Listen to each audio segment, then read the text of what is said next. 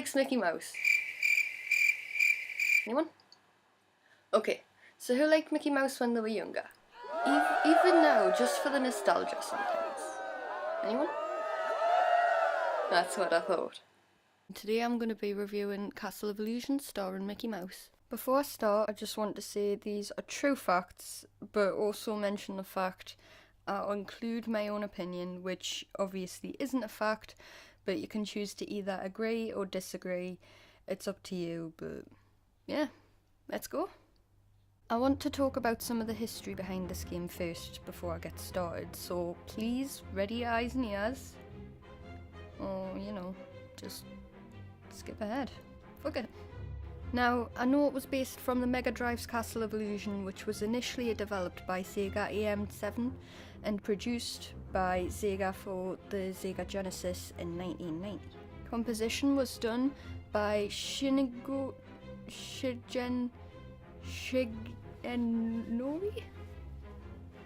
Kamiya. Shigenori Kamiya. However you see it, and my god was it brilliant. Immediately the start screen music teleported you to a place in your mind like, yes, I'm excited to play and hear the rest of the music, yes. Each stage had its own music, so there wasn't too much repetitiveness, which was difficult to do really with a cartridge, as you couldn't obviously fit very much on them compared to the disc swap these days. Or PlayStation era works too, just discs in general. So, the composer for the game, I'm not going to try and say this again. Shigenori Kamiya composed not only this game, but also The Legend of Illusion in 1994. Mega Gaming Magazine made a top 100 Mega Drive games of all time list and placed it at number 22 in 1992. But all that aside, I would like to talk a little bit about the plot. The plot of this game is you are Mickey and you have to go on a quest to save Minnie from the evil witch Mizrabel. Mizrabel has stolen Minnie because she wants to take Minnie's youth. To stop Mizrabel... But if you think about it, my name's Chantel, and one of my nicknames I got when I was little was Belle. Maybe I'm Mizrabel. Nah, there's no way I would wear them socks. To stop Mizrabel, you have to defeat Mizrabel's henchmen, Masters of Illusion, to get the rainbow gems and make the rainbow bridge to take you to where Mizrabel is holding Minnie captive so you can defeat Mizrabel and save Minnie. So, the very beginning of the game, Mickey and Minnie decide to go out for a picnic, and all the shit gets dark and an evil witch appears. With socks. Anyhow, after it goes from nice day to dark shit,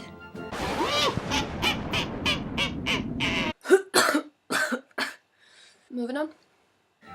That might make you kind of go, oh no, they took Mickey. And that's caught from my 3-year-old brother. So it doesn't exactly evoke any fear. That's just not a good person because she took Minnie for a ride in a bubble. Which looks really fun actually. I want to ride in a bubble. Take us with you. Mickey sprints like a mad little bugger after them and gets to the castle. And on your way there, you bump into this old mouse wizard dude who just happens to be there, and he tells you, "Go save your prize." Prize. The objectifying little. So I would say pretty solid storyline in the sense of there's a reason as to why Mizrabel felt the need to steal Minnie and why Mickey ends up where he does, going on this adventure. So I felt definitely very happy playing this game. So this is what the opening looked like on the original Mega Drive Master System. Yeah, and Saturn graphically.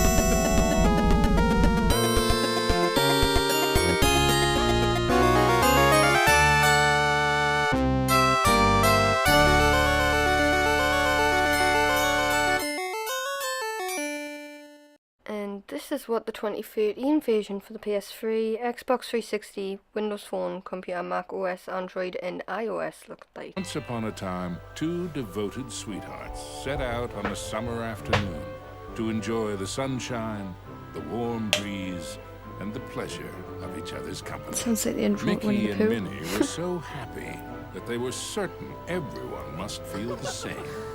But alas, joy is not found in all hearts. Where there should be love and kindness, there is jealousy and anger. Oh The dear. witch Mizrabel had such a heart, one filled with darkness and envy. Oh dear! Aw, it's okay, Minnie. I bet the sun will be back in a jiffy. Mickey's wish was not to be. The day turned to night, and the skies thundered with ill will and fury. Yikes! In the brief moment that Mickey closed his eyes against the bright flash of lightning, his happiness was shattered. Minnie! The evil witch Mizrabel had kidnapped Minnie. Poor Mickey, you never appreciate what you have until it's gone. Isn't that right? No, no! Get her back! I like her already, she's As kind of funny. Mizrabel took She's got to red the socks skies on. with his beloved, Mickey knew he had to act fast, Oh, Mickey, save me! running with all his might. Mickey scampered and scurried all the way to the Castle of Illusion. So the feedback for the Mega Drive version back then was brilliant, and even today the graphics still hold up to me. And if I want to quickly put it in my Mega Drive and play this bad boy and be mini Mickey Mouse with all those almost illuminating pretty colours and jump on all the spiders, I can. Now we've got the history out of the way, onto the actual game I'm reviewing, which is the 2013 remake. So, is this version better than its predecessor? Let's find out. Now, there are games that should definitely not have had reboots, but personally, just let the predecessors, such as This Is My Own Opinion, Don't Kill Us, Devil May Cry, the originals were brilliant, masterpieces, and there was no need to completely change on his persona or just his personality. There was so much of a deeper story before. But I'm going off topic a bit here, so let's just get back to the game.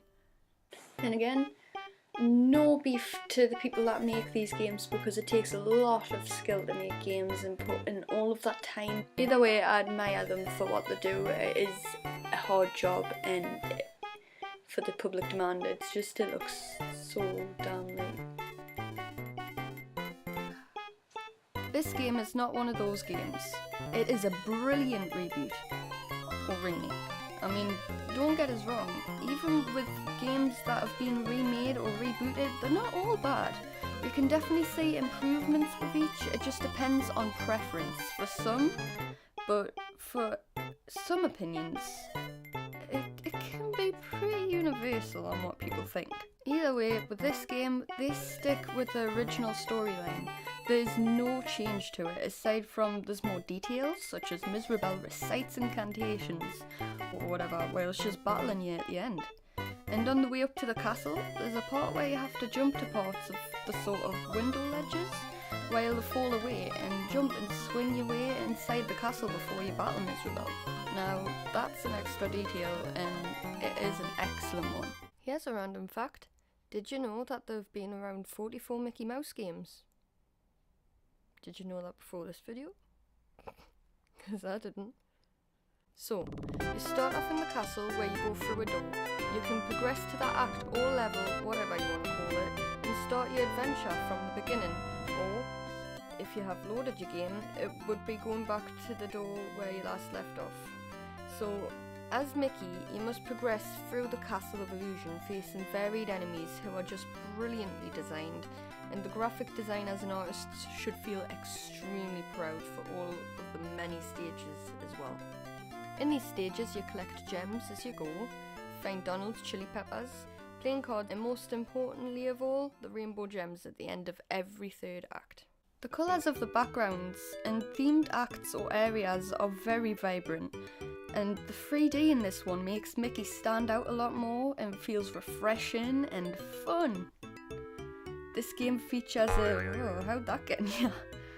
This game features a remastered soundtrack arranged by Grant Kirkhope. I can actually say his name.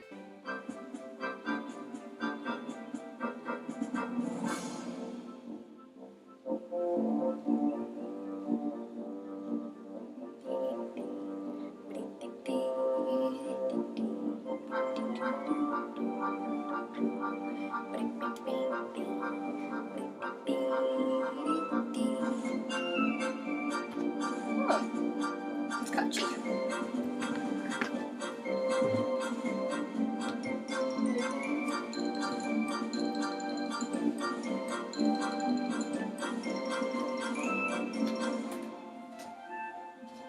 And it does very well. If I was going to say it was similar to any game, I would have to say I found it very similar to the original Rayman for PlayStation 1, as you start off in a forest with a lot of creatures who are bad guys such as tree people, then proceed to go to a toy zone, a candy zone, and so much more. Just like in Rayman, you get to go to the music zone and the stationery zone.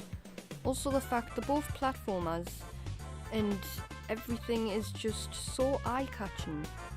But here they do have the obvious differences, and obviously I know as well as you know that they are two very different games. There are parts in this game where it requires some form of strategy and patience, where you really have to pay attention because some castle guards have timed actions where they throw down their weapons in order to try and hit you, cause damage or try to kill you, and even end up in the dark with no light other than the light caused from the sparks when they drop the weapons, so you really have to think and pay attention to their patterns. There are also big boss fights and chase scenes where you have to run away from apples, boulders, or just run down the ledges to get to the exit, or even have to figure out boss patterns as every boss is different. Now, compared to the original for the Sega Mega Drive, enemies actually speak to you rather than having to read all of the dialogue, which to me feels better. You thought you were a match for me? Now that would be a castle of delusion! But it's not to say the original was inferior for it, just that it feels more relaxing than having to squint at the screen and try and read the writing, and it just feels more engaging that way.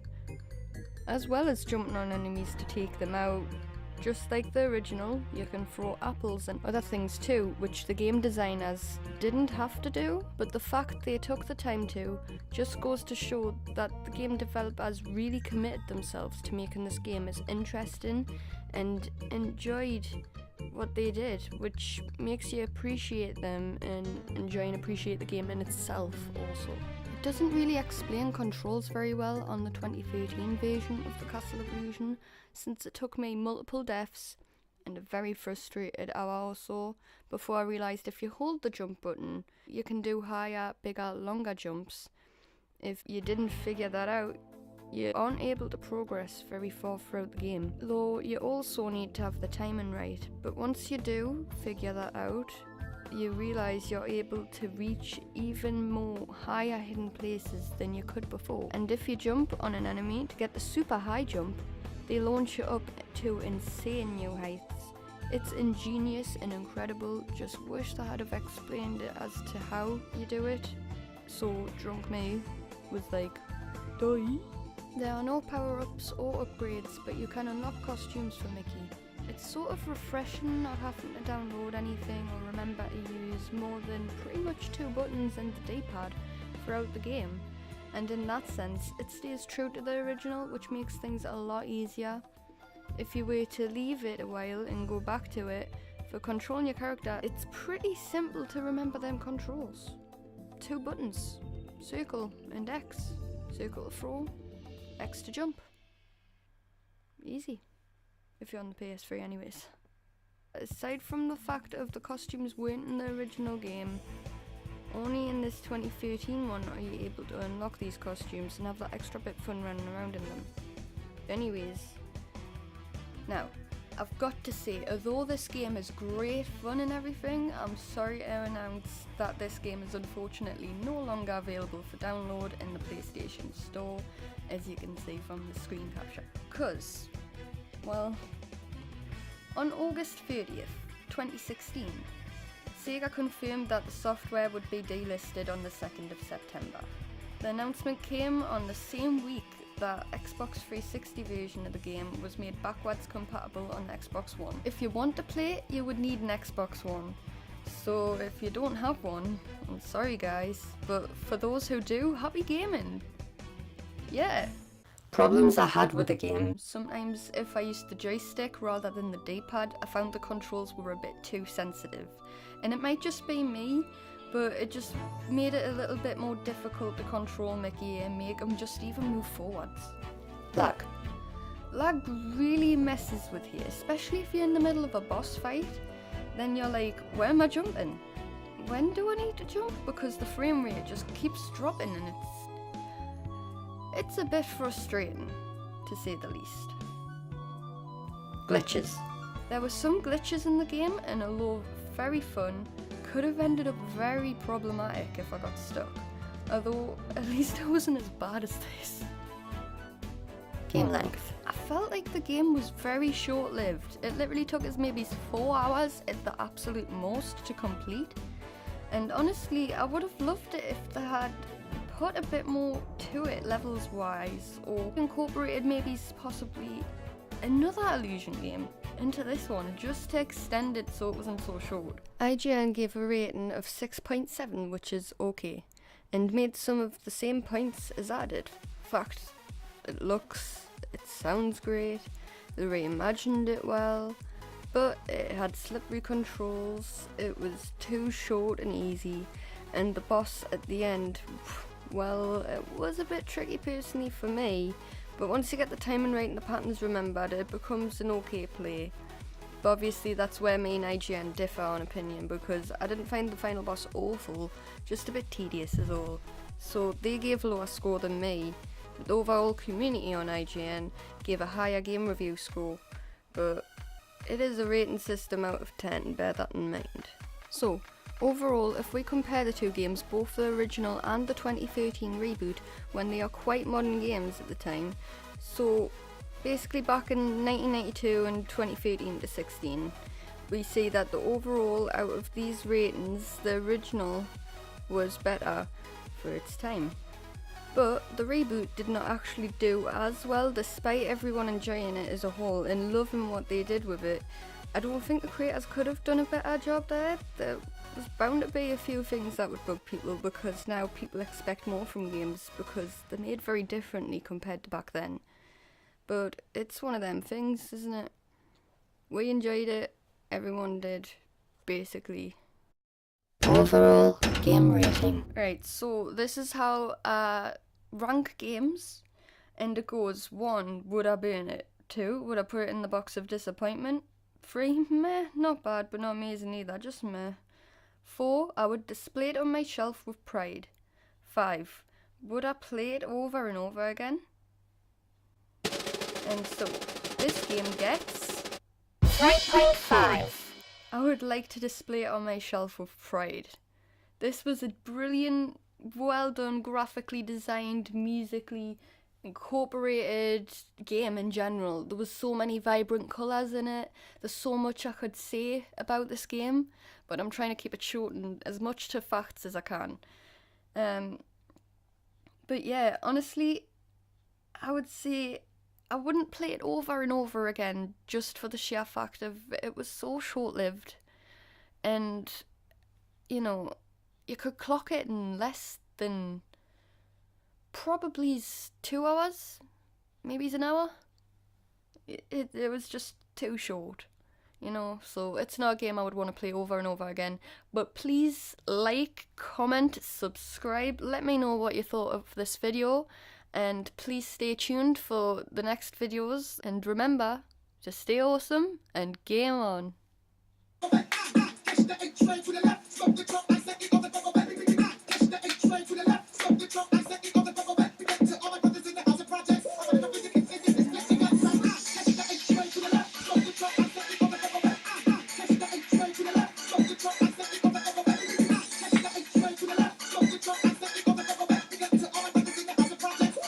stay awesome and game on.